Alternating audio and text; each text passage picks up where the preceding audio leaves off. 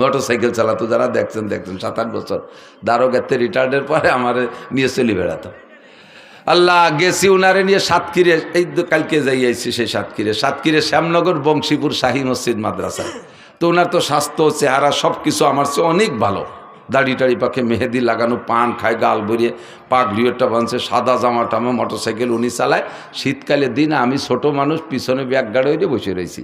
নামার সাথে সাথে সবাই মনে হচ্ছে উনি বক্তা, আমি বুঝি খাদেন। এর আগে আমি অনেক যাইনি আগে কোনো দিন। উনারে গোটগাট করে গুছাইয়ে আতেরে নিয়ে গেছে, মুসাফা সব উনার, আমার সাথে কেউ কথাই কয় না। আমি খাদেম সব, এত কি দাম আছে। ভিতরে নিয়ে বসাইয়ে সব গোল গালে বইছে, নাস্তা পানি সব উনারে দিচ্ছে। আর উনি একটু মুড়া দিতে চায়, আমি চৌকে সারা দিছি, কথা কই না, দেখতে দেয় আজকে খেলাটা হয়ে যাকে ভাবে। তো নাস্তা পানি সব খাইছে, আমারে মাঝে মাঝে একটু দেয়, সাথে আইসি ওই পাশে এক পিজিয়ে একটু দেয়, একটু খাইছি। শীতের সময় ওনার গায়ে দামি কম্বলের টাইনে মোড়াই দিছে। আমি কোনো, আমার তো শীত করতেছে, আমার এখানে খেতা দিয়েছে, আমি কোনায় তাই গায়ে দিয়ে কাইতে রয়েছি। নাস্তাওয়ালি খাওয়া শেষ। এখন আমার নামের সাথে পরিচয় দিয়েছে শাইখুল হাদিস। আর উলামায়ে কেরামের স্বভাব আছে, কোনো বক্তা আসলে তার যোগ্যতা পরিচয় নিয়ে একটু তাহকিক করে, খোঁজাখুঁজি করে। তো ওনারে জিজ্ঞেস করছে, হুজুর আপনি ফারেক কোন সালে কোন জায়গাতে? ফারেক গেল মৌলানা পাশ করারে ফারেক কয়, কোন জায়গাতে কোন সালে ফারেক? তো উনি সালেরটা যেন কি কলো যে শরীয়তপুর পুলিশ লাইন থেকে ফারেক। আমি তো খেতা মুড়ি দিয়ে হাইসে মরি যাচ্ছি, শরীয়তপুর পুলিশ লাইনেতে। তো আলেমুল আমরা মনে করছে কি যে পুলিশ লাইনের কাছে মাদ্রাসা আছে, তো ওই মাদ্রাসার নাম পুলিশ লাইন মাদ্রাসা, যেমন যশোর রেল স্টেশন মাদ্রাসা, তা এটা পুলিশ লাইন মাদ্রাসা। উনি কিন্তু মিথ্যে কথা করছে না, কথা সত্যি বলেছে, পুলিশ লাইন নিতে পারে। তো হুজুররা ওই বুঝে চুপ করে রয়েছে। এরপরে বলছে যে এখন কোথায় কি খেদমত করেন, কি করেন? বুখারী শরীফ পড়াই। আমি ওরে ডাকাইতি, এবার যদি ধরি বসে কোন মাদ্রাসা, তাহলে কি করবে না? তো কোথায় পড়ান? আমার বউরে বাংলা বুখারী শরীফ পড়াই, আমি পড়ি, আমার বউ শোনে। তো বুখারী শরীফ যে পড়ায় সে হলো শাইখুল হাদিস। তা উনি বাংলা বুখারী পড়ে আর ওনার বউ শোনে, এই জন্য উনি শাইখুল হাদিস। এখন ওরা চালু হতেছে। তা সে যে হুজুর বুখারী পড়ায় মাদ্রাসায় শাইখুল হাদিস, সে হুজুর কো? ওনার কাছে জিজ্ঞেস করতে সাহস পায় না। এই করতে করতে আমার টাইম যখন হয়ে গেছে, এই সময় ওনারা বলতেছে যে হুজুর চলেন স্টেজের সময়। এখন উনি কয় বক্তা তো আমি না, বক্তা তো ওই হুজুর। 3-4 জন কয় এতক্ষণ যে নাস্তা পানি খাইছি ফেলা।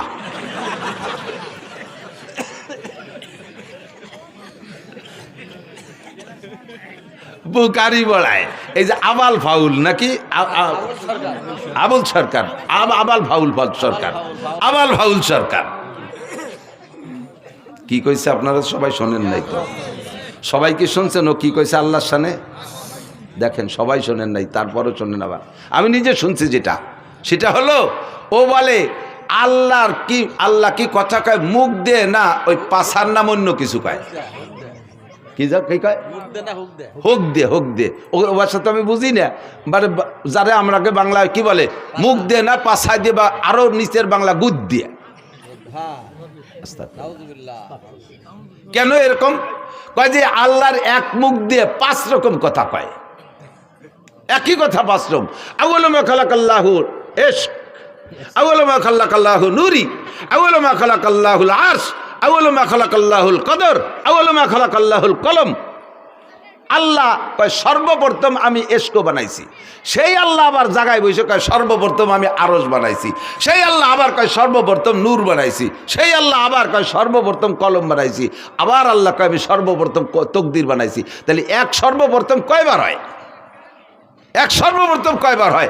আল্লাহরও হুঁশটা আল্লাহকে মুখ দিয়ে কথা কয় না, পাছায় দিয়ে কথা কয়? বলেন তো এর কি কওয়া দরকার? যদি কেউ বাউল ভক্ত থাকেন, আপনি যদি এখানে তারে কাফের না বলেন, এখানে যদি তার হত্যার দাবি না করেন, তার ফাঁসির দাবি না করেন, আপনি কিয়ামতের ময়দানে আল্লাহর সামনে যেয়ে দেখেন, রাসূলের সামনে আপনি যেয়ে দেখেন।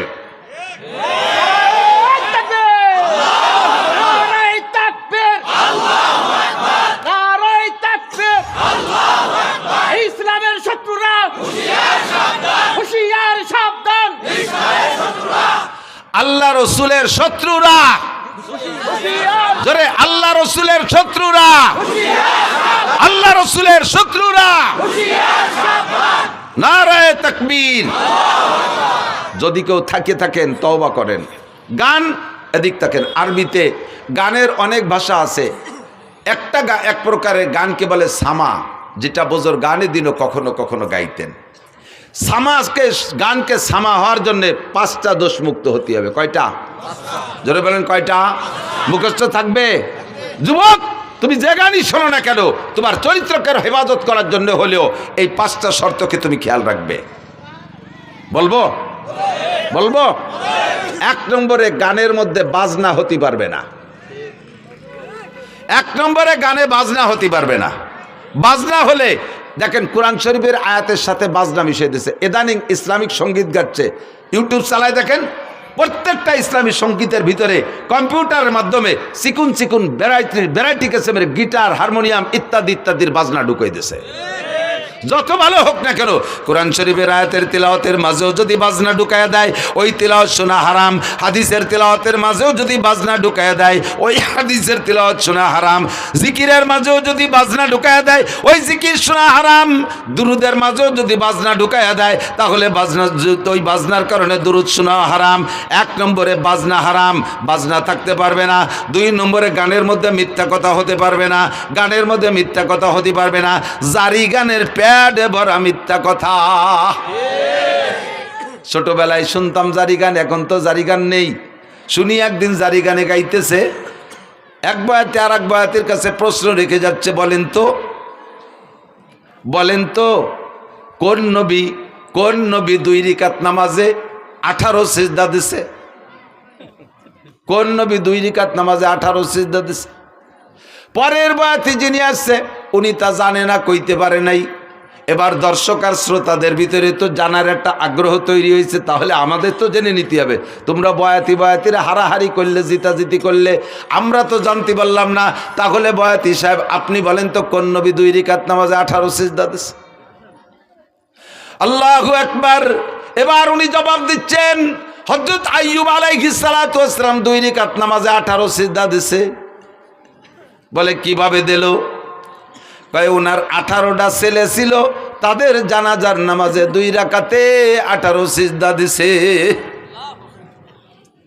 আল্লাহু আকবার।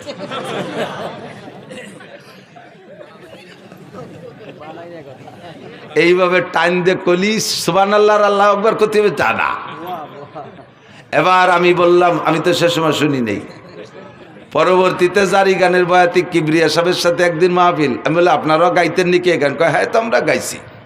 তা বলেন তো 2 রাকাতে 18 সিজদা কেন দিল? কয় তার 18 ছেলে ছিল, জানাজার নামাজে 18 সিজদা। আমি বললাম যে এই কথাটা বুয়ো না সঠিক, আপনি কি টের পান নাই কোনোদিন? কয় বুয়ো হওয়ার কারণ কি? আমি বললাম আপনি কি জানাজার নামাজ জীবনও ভরে থাকেন? কয় হ্যাঁ, 1 মাস আগে তো আমার মার জানাজা পড়ছি। কয় সিজদা দিয়েছেন? কয় রিকাত পড়ছেন জানাজার নামাজ? কয় জানাজার নামাজ কি রিকাত আছে নাকি? তা আপনার জানাজার রিকাত থাকলো না, আইয়ুব আলাইহিস সালাম রে 2 রাকাত পড়ালেন কিভাবে? তাও তো এক কথা। এখন কানে বানি গেছ, তাও তো এক কথা। আমাকে জানাজার রিকাত নাই, আইয়ুব আলাইহিস সালাম রে 2 রাকাত পড়াবাকে। আমি বললাম আপনার মায়ের জানাজায় কয় সিজদা দিয়েছেন? কয় সিজদা একটাও দেই নাই। তা আইয়ুব নবীর সন্তানদের জানাজায় সিজদা দেবে কেন? সিজদা হবে একমাত্র কার জন্য? আল্লাহু আকবার। বরাবর 3টি অঙ্গ হেফাজত করো। এই অঙ্গটা হেফাজত করো আল্লাহর জন্য, জবানটা হেফাজত করো আল্লাহর জন্য, বরাবর নিচে আরেকটা অঙ্গ শরমগা হেফাজত করো আল্লাহর ভয়ে।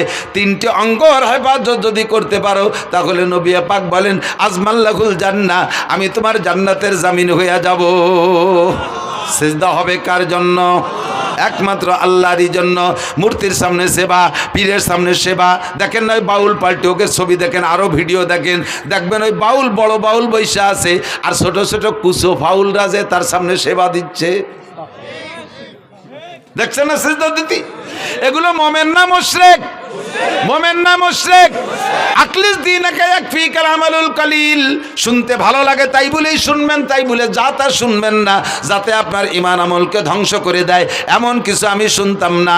আরে আল্লাহু আকবার, মমতাজের গান, দুনিয়ার যত পচা গান আছে, এ গান শুনলে গুনাহ হয় তবে ঈমান যায় না। ওই সব গান শুনলে গুনাহ হয়। তো খেয়াল করেন, এই সব গান যত কণ্ঠশিল্পী আছে দুনিয়ার পচা নোংরা গান গায়, এসব গান শুনলে ঈমান যায় না তবে কবিরা গুনাহ হয়, কবিরা গুনাহ হয় তবে ঈমান যায় না। কিন্তু বাউল গান, বিচার গান আর জারি গান আর করচা গান, এই সমস্ত গান শুনলে ঈমান যায়। কারণ এই গানগুলো শুনে তার ভিতরে যে ইসলামী ইতিহাসগুলো ওরা বলে, এই কথাগুলো শ্রোতারা বিশ্বাস করে। আর এই বিশ্বাসের কারণে ভুল ইতিহাস তার অন্তরের মধ্যে ঢুকলো। আর ভুল ইতিহাস বলতে বলতে আল্লাহর সম্পর্কে সমালোচনা, নবীদের সম্পর্কে সমালোচনা, এমন এমন খারাপ ভাষা ব্যবহার করে যেগুলো উচ্চারণ করাই সম্ভব না। কয় আদম আলাইহিস সালাম লম্বা ছিল, এই বাউলরা কয় আদম আলাইহিস সালাম লম্বা ছিল 120 হাত, তার পুরুষাঙ্গ লম্বা ছিল 17 হাত। তোর আব্বা যাই আমায় ফিয়াইছে শালার কাজাতি গেছিলাম রে, পারলাম না, ঠেয়া ফেলছি, বহুত কষ্ট করে ঠেয়া ফেলাইছি। আস্তাগফিরুল্লাহ। জানোয়ার আদম আলাইহিস সালাতু ওয়াস সালাম জলিলুল কদর নবী, দুনিয়ার সর্বপ্রথম মানুষ, সর্বপ্রথম নবী, তার অঙ্গ প্রত্যঙ্গ মাপার দায়িত্ব তোর কে দেছে? এই অ্যানিম্যাল, পশু, বাস্টার্ড, হারামজাদা। তার জন্মের ঠিক নাই যদি সে এরকম উচ্চারণ করে থাকে। কথা বলেন ঠিক ঠিক না? আল্লাহ সম্পর্কে কটূক্তি, নবী সম্পর্কে সমালোচনা, কয় কি? আমি বললাম তো এই সব দিক দিয়ে এরপরে তুমি ভুলটা বুঝে নাও। আইয়ুব আলাইহিস সালাতু ওয়াস সালামের ছেলে 18টা, আগেও না পরেও না। ছেলে ছিল 6টা, এক রাত্রে 6 ছেলে উদাও হয়ে গেছে। উদাও হয়ে যাওয়ার পরে তাদের জানাজা পড়া লাগে না, কাজে উনি জানাজা ছেলেদের পড়ে যান নাই।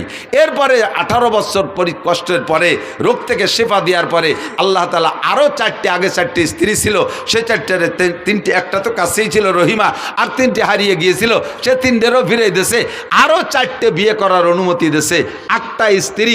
পরবর্তীতে আর 6টা ছেলে হয়েছে, 12টা ছেলের জীবদ্দশায় আইয়ুব আলাইহিস সালাম ইন্তেকাল করছেন, একটা ছেলেরও জানাজা পড়া লাগে নাই। তোর এই বাউল গান আর ফাউল গান আর হারামজাদা গান, যেই গানের কোনো মা বাপ নাই, যেই সন্তানের মা বাপ নাই, তারে কয় জারিউর বাচ্চা। কথা কন না কেন? যেই গানের কোনো মা বাপ নাই, তার কোনো সনদ নাই, দলিল নাই, এই জারজ গান আর জারিউ গান, হারামজাদা গান দিয়ে নবী রাসূল সম্পর্কে কটূক্তি করবি, মরার সময় তোর ঈমান নসিব হবে না। হাসরের মাঠে নবী পাকের সুপারিশ তো দূরের কথা, তুই থাকবি জাহান্নামের প্রথম স্থানে। কথা বলেন ঠিক ঠিক না? আর জীবনে কোনোদিন আমরা জারি গান, বাউল গান, ফাউল গান শুনবো? জোরছে বলছেন, জোরে বলেন। কারা কারা শুনবেন না একটু আল্লাহকে হাত দেখাবেন। কেউ কেউ হাত অল্প একটু জাগাইছে, আমি অল্প একটু শুনবো, এরকম নেই, পুরো টান টান। বাউল পার্টি হালাল না হারাম? বাউল পার্টি জায়েজ না না জায়েজ? বাউল গান শোনা জায়েজ না না জায়েজ? হারাম, হারাম, হারাম, বলেন হারাম। জীবনও কোনোদিন সমর্থন করব? বাউল সরকার, আবুল সরকারের ফাঁসি চাই, ফাঁসি চাই, ফাঁসি চাই, আবুল সরকারের ফাঁসি চাই। নারে তাকবীর। জাযাকুমুল্লাহ। ফাঁসি না দিলেও একটা কাফের, একটা বেঈমানের মোকাবেলায় ফাঁসির দাবি করেছেন, কিয়ামতে ইনশাআল্লাহ নবী পাকের সুপারিশ পাবেন। আল্লাহর শাজিমের নিচে জায়গার ব্যবস্থা করে দিক। 2 নম্বরে মিথ্যা কথার কারণে গান হারাম। কয় কি? একটা না কয় পারতেছি না, দিক খেয়াল কয় কি? বলো ওয়াইস করনি, খেয়াল করেন, ওয়াইস করনি বিলাল রে, বিলালের বাড়ি যাইয়া, শুনছেন মনে হয় কেউ কেউ শুনতে পারে, বিলালের বাড়ি যাইয়া রুটি খাইয়া তার হায়াত ছিল 7 দিন, বাড়াই দিয়েছে 70 বছর। বোঝেন বোঝেন কথাটা বললে ওয়াইস কর্নির কারামতি বাড়িয়ে গেল, যে ওয়াইস কর্নি কত বড় বুজুর্গ বাবা, তার কথায় আল্লাহ বিলালের হায়াত বাড়াই দিয়েছে, এর ওয়াইস কর্নি শান বাড়াইছে। এবার এই বাড়াইতে যাইয়ে মাইটটা দিছে কোন জায়গা তা টের পাইতে দেয় না। বিলাল রাদিয়াল্লাহু তাআলা আনহু আর হুজুরের বাড়ি মদিনায় যারা গেছেন তারা বলেন, মসজিদে বিলাল চেনেন তো? মসজিদে বিলাল, মসজিদে বিলাল কুবা রোডে যাইতে বাম পাশে মসজিদে বিলাল, আর মসজিদে নবাবী ওই জায়গা, মসজিদে নবাবীর মধ্যে হুজুরের বাড়ি। তো হুজুরের বাড়ি আর বিলালের বাড়ি প্রায় আধা কিলোমিটার হবে দূর, বিলালের বাড়ি যেখানে, মসজিদ যেখানে। তো এই জায়গা যাইয়া ওয়াইস করনি বিলালের বাড়িতে রুটি খাইয়া সেই রুটির দোয়া দিয়া বিলালরে হায়াত বাড়াই দিয়েছে। একটু আধা কিলোমিটার হাঁটে যাইয়া রসুলরে দেখি আসলো না। বোঝেন কথা বোঝেন? ওয়াইস করনি আর নবী আলাইহিস সালাম একই জামানায়। নবীর কথা শোনার সাথে সাথে হযরত ওয়াইস আল করনি কলেমা পড়ে ইসলাম গ্রহণ করেছেন। নবী পাকের সাথে দেখা করতে যাবেন, কিন্তু বৃদ্ধা মা ঘরে থাকার কারণে যাইতে পারতেছে না। চিঠি লিখছে হুজুরের কাছে, হুজুর আমি তো আমার এই বৃদ্ধা মার খেদমতে আছে, আমার আর খেদমত করে কেউ নেই আমার মাকে, তা আমি কি আপনার সাথে একটু যদি দেখা করতে পারতেন তাহলে হতেন সাহাবি। আর সাহাবি আর ওয়াইস কর্মীর মধ্যে পার্থক্য কি জানেন? সাহাবি আর একজন নর্মাল সাহাবি আর ওয়াইস কর্মী 1 কোটি ওয়াইস কর্মীর যে দাম, সাধারণ একজন সাহাবির দাম তার চেয়ে বেশি।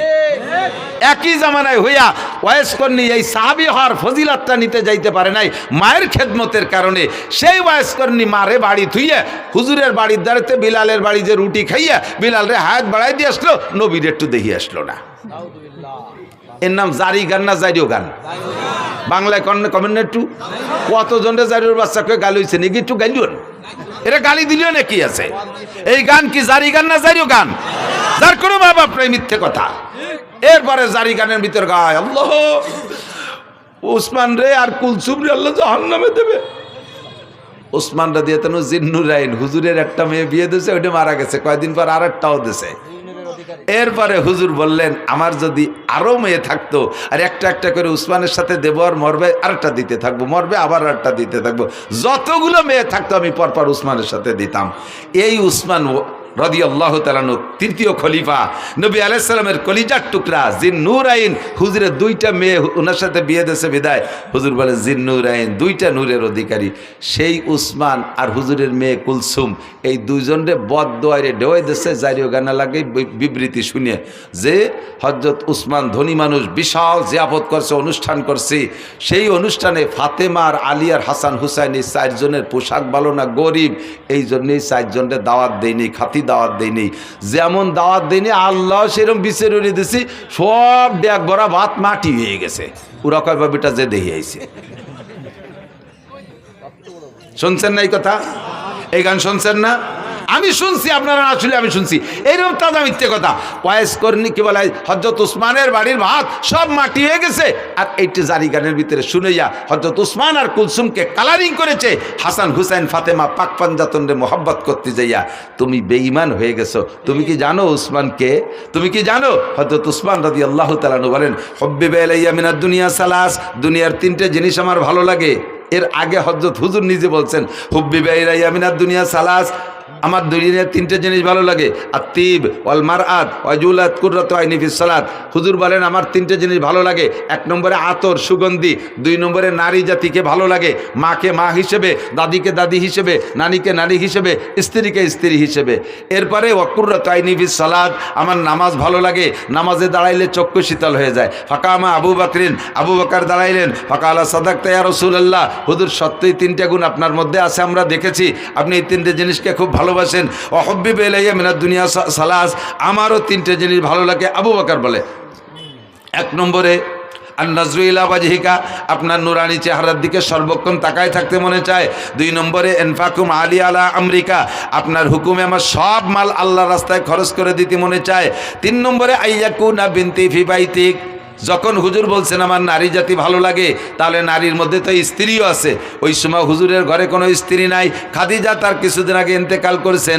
হযরত আবু বকর সুযোগ পেয়ে এবং অন্তরের কথাটাই বলে ফেললেন হুজুর আপনার স্ত্রী ভালো লাগে, আপনার ঘরে স্ত্রী নাই, আমার ভালো লাগে, আমার একটা মেয়ে যদি আপনার স্ত্রী বানাইয়া আপনার ওই চাহিদাটা পূরণ করতে পারতাম।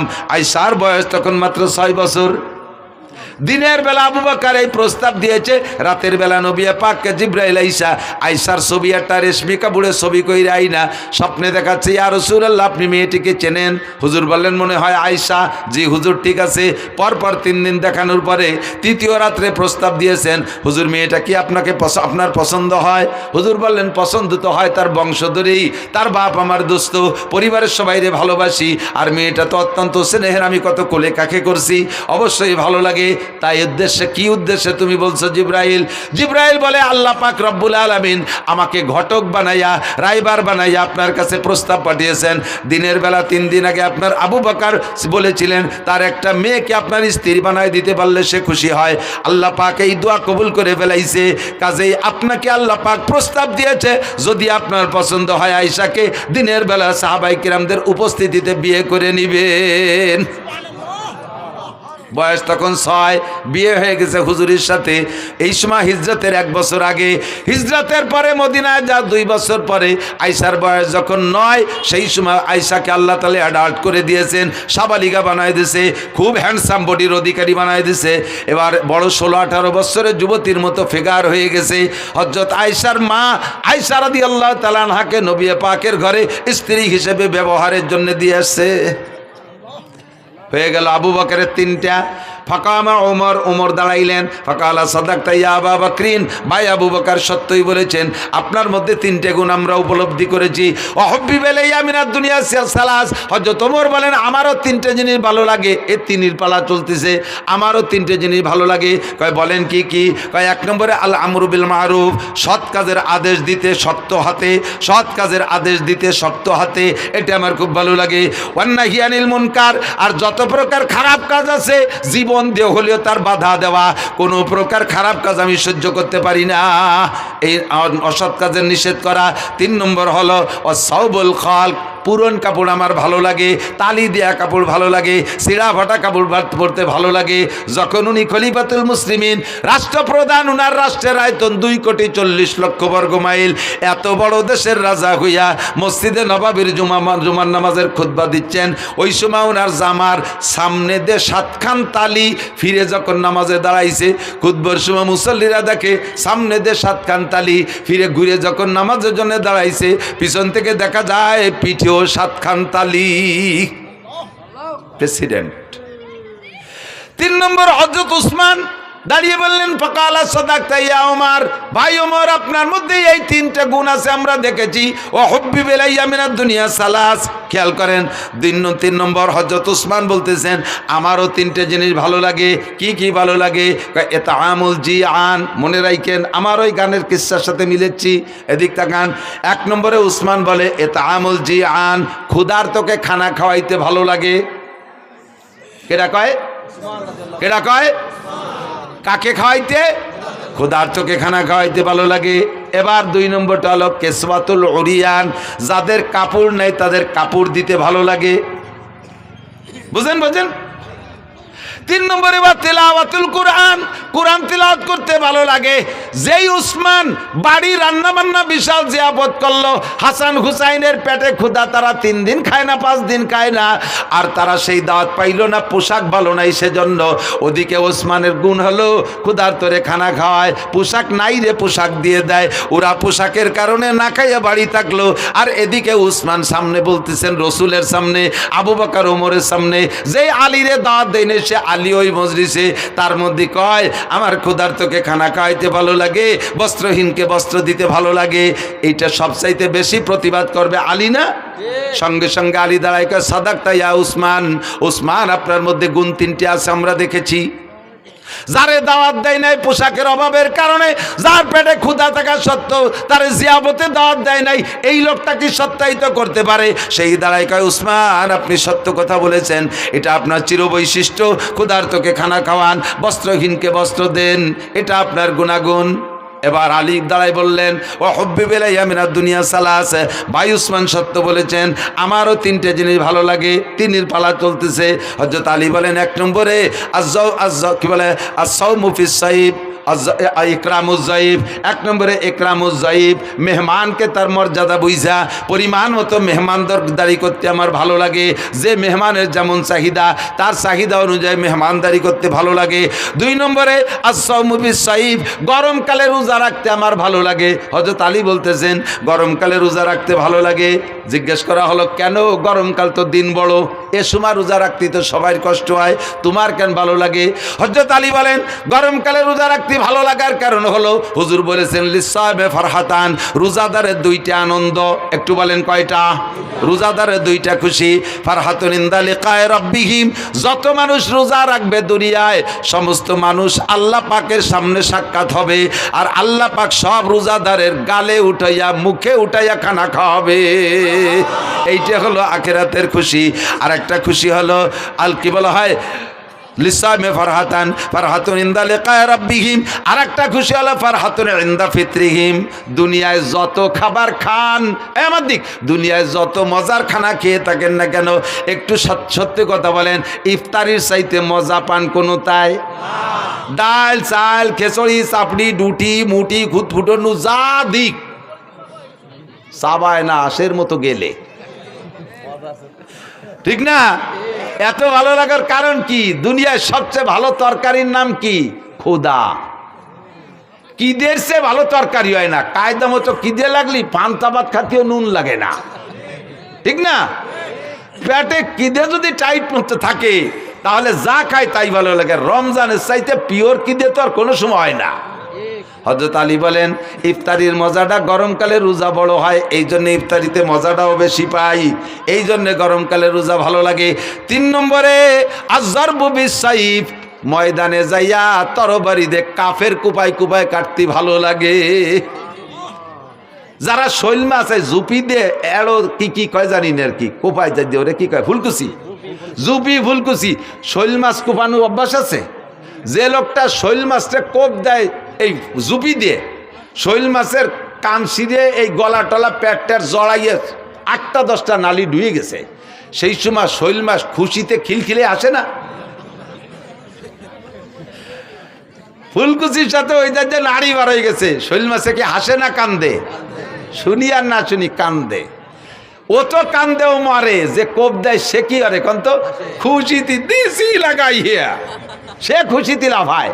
কয় যে মাছ কুপানুয়ালা মাছরে কুপাই যেমন খুশি হয়, ময়দানে যাই আমি কাফের রে কুপাই ওইরকম খুশি পাই।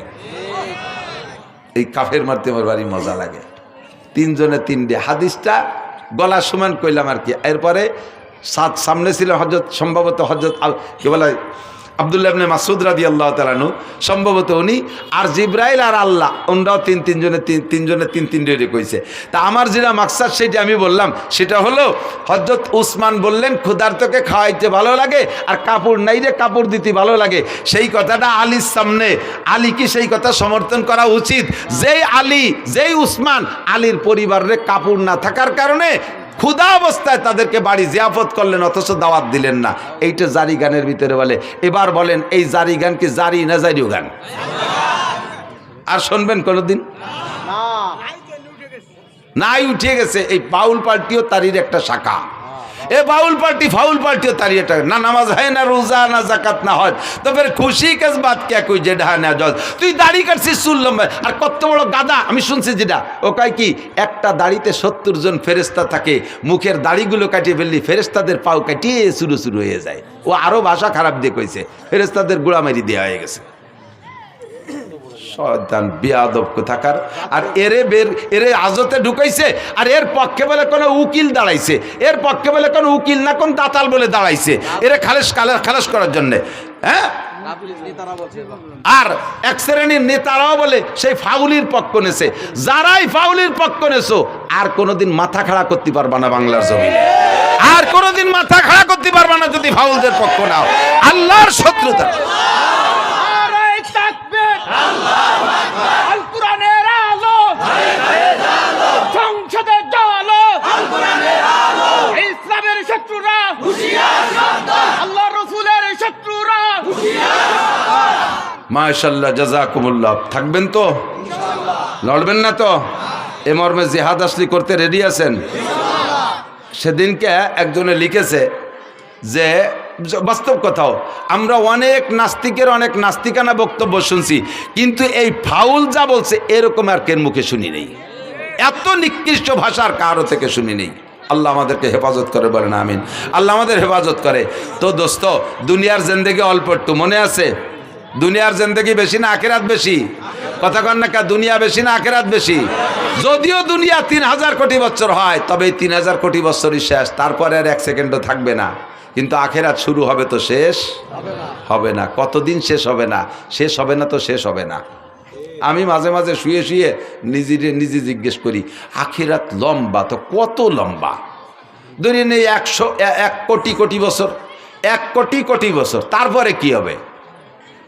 এই কোটি কোটি বছর শেষ হওয়ার পরে কি হবে? তারপরে আবার কোটি কোটি শুরু হবে।